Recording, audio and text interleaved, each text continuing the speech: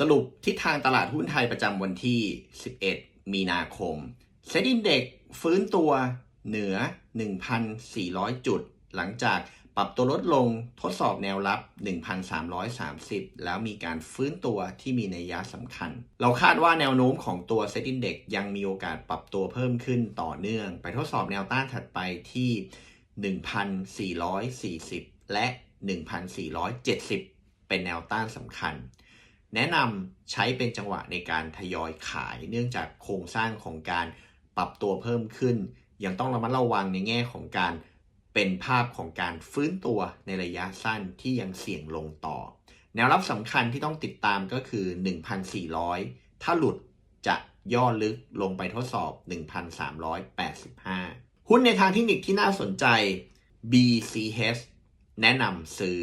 ราคาหุ้น BCH หรือโรงพยาบาลเกษมราษฎร์เนี่ยปรับตัวเพิ่มขึ้นเกิดสัญญาณฟื้นตัวทางเทคนิคที่บริเวณจุดต่ำสุดเดิมเราคาดว่าแนวโน้มของราคาหุ้น BCH ยังมีโอกาสปรับตัวเพิ่มขึ้นไปทดสอบแนวต้านที่ 10.50 และ 11 บาทแนะนำซื้อตัวของ BCH โดยมีแนวรับอยู่ที่ 9.85 และ 9.70แต่หากราคาหุ้นปรับตัวลดลงต่ำกว่า 9.5 ลงไป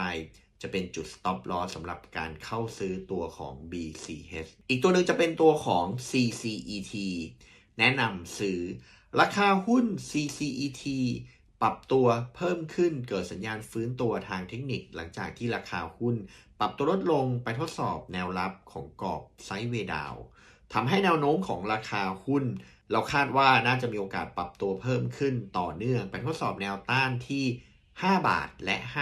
5.30 แนะนำซื้อตัวของ CCET โดยมีแนวรับอยู่ที่ 4.8 และ 4.74 แต่หากราคาหุ้นปรับตัวลดลงต่ำกว่า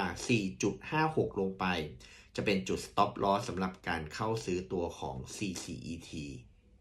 ในฝั่งของตัว S50 H26ปรับตัวเพิ่มขึ้นทดสอบแนวต้านที่ 940 ก่อนที่จะย่อลงไปทดสอบแนวรับ 920 ทำให้แนวโน้มของ S50 H26 ยังมีโอกาสปรับตัวเพิ่มขึ้นไปทดสอบแนวต้านที่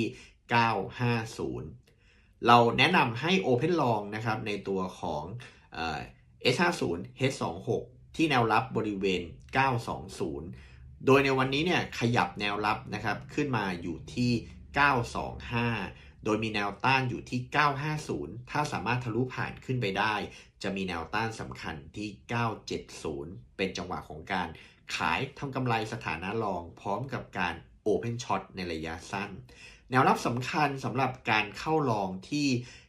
925 หรือ 930 นะครับการปรับตัวลดลงต่ำกว่า 920เป็นจุด stop loss สำหรับการ open long ในตัวของ S50 H26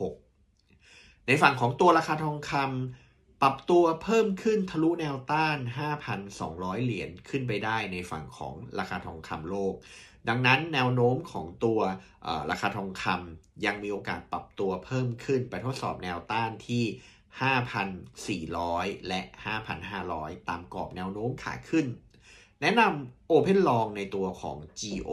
H26 โดยมีแนวรับที่ 5,200 เป็นจังหวะของการเข้าลองแต่มีจุด Stop Loss หากตัวของ GO H26 ปรับตัวลดลงหลุดแนวรับสำคัญที่ 5,170 ลงไปจะเป็นจุด Stop Loss สำหรับการ Open Long ที่โซนบริเวณ 5,200 สำหรับราคาทองคำนักลงทุนสามารถติดตามข้อมูลทั้งหมดผ่านช่องทางของ CGSI ได้ทุกช่องทาง